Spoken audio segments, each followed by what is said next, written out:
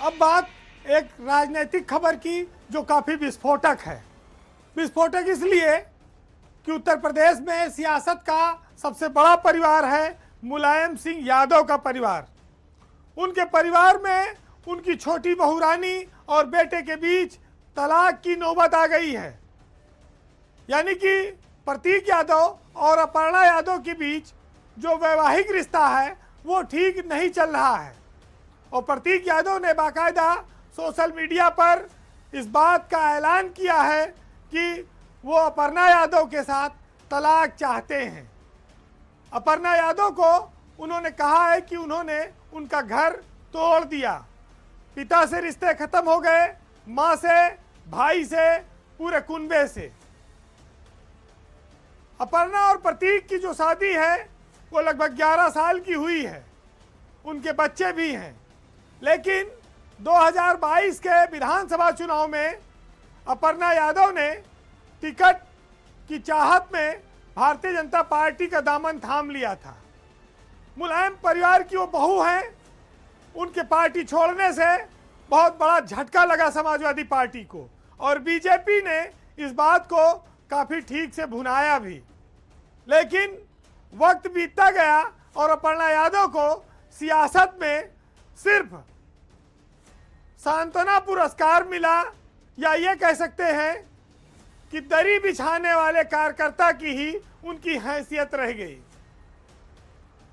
2026 आ गया, बीजेपी में जब उन्हें ना वो एमपी बन पाई ना एमएलए बन पाई, तो फिर उनको राज्य महिला आयोग का उपाध्यक्ष बनाया गया। मुलायम सिंह के जीते जी जो 3 बार खुद मुख्यमंत्री रहे, सरकार बनाते थे, मंत्री और मुख्यमंत्री बनाते थे, उनकी बहू को राज्य महिला आयोग का उपाध्यक्ष पद स्वीकार करना पड़ा। अपर्णा यादव राजनीति में सीढ़ियां तेजी से चढ़ना चाहती हैं, लेकिन ना तो अपनी पार्टी में वो मुकाम मिल पाया और न भाजपा में। केजीएमयू में जो लव जिहाद का कांड हुआ, डॉक्टर की गिरफ्तारी हुई, वहां भी अपर्णा यादव ने कुछ दिन पहले पहुंचकर नाराजगी जताई थी और उनके समर्थकों ने वहां पर हंगामा कर दिया, जिसकी वजह से केजीएमयू की बीसी सोनिया नित्यानंद को प्रेस कॉन्फ्रेंस छोड़कर भागना पड़ा था। समाजवादी परिवार में इतना बड़ा बवाल हो गया, तरह तरह के तमाम सारे कमेंट्स आने लगे, लोग बातें करने लगे। लेकिन अपर्णा यादव इस पूरे मामले पर चुप्पी साधे हुए हैं। मुलायम सिंह जब तक जिंदा थे तब तक उन्होंने परिवार को एकजुट रखा। परिवार सियासत की सारी बुलंदियां छूता गया, लेकिन उनके जाने के बाद कलह बढ़ती गई और अब लोग ये कहने लगे हैं कि उस कलह के पीछे अपर्णा यादव की इच्छाएं थी, सियासत का मुकाम था। प्रतीक यादव अपनी पत्नी अपर्णा यादव से बेहद खफा है। उन्होंने सार्वजनिक ऐलान कर दिया है। स्थिति विस्फोटक है, इसमें कोई शक नहीं है। ये स्थिति कंट्रोल हो पाएगी कि नहीं, कितने दिन तक थमी रहेगी, ये कहना बड़ा मुश्किल है। लेकिन इतना जरूर है कि अपर्णा यादव जिस उद्देश्य से बीजेपी में गई थी, वो उद्देश्य पूरा नहीं हो पाया। शायद समाजवादी पार्टी में रहती तो वो अखिलेश और डिंपल के साथ किसी सदन में वो मेंबर नजर आती।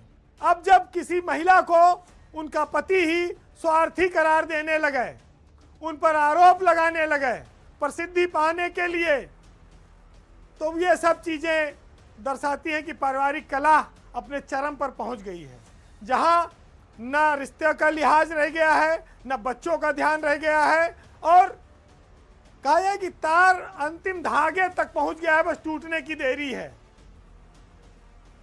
राजनीति किसी परिवार को इस मोड़ पर ले आए।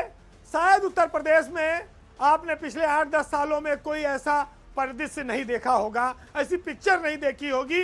राजनीति में कहते हैं कि एक फैसला आपको गड्ढे में भी ले जा सकता है, आपको बुलंदी पर भी पहुंचा सकता है। इतने बड़े राजनीतिक परिवार की विरासत को छोड़कर किस आश्वासन पर अपर्णा यादव बीजेपी में गई थी, आज तक इसका सवाल का कोई जवाब नहीं मिल पाया है। गई ही थी तो कुछ मोल तोल कर लेती, विधान परिषद ले लेती, लोकसभा ले लेती, राज्यसभा ले लेती, कुछ तो ले लेती, तब भी लोगों को लगता कि उन्होंने फैसला सही किया।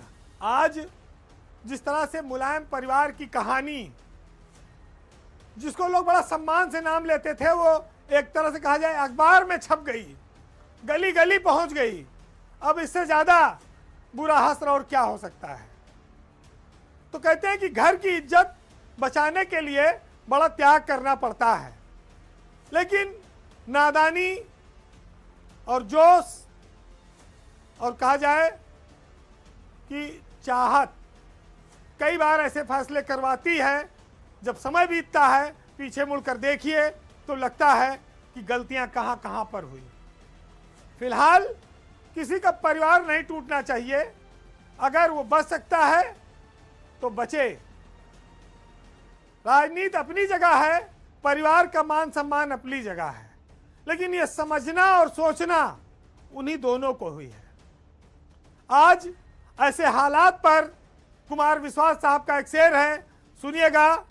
पावर सेंटर में जाते जाते हम आपको इन सच्ची और कड़वी लाइनों के साथ छोड़ जाएंगे कि हम शब्द वंश के हर कार्य, सच कहना अपनी परंपरा, हम उस कबीर की पीढ़ी जो बाबर अकबर से नहीं डरा, पूजा का दीप नहीं डरता है इन षड्यंत्री आभाओं से, और वाणी का मोल नहीं चुकता है अनुदानित राज्य सभाओं से। जिनके विरुद्ध था युद्ध उसे हथियार बनाकर क्या पाया, और जो शिलालेख बन सकता था उसे अखबार बनाकर क्या पाया। नमस्कार।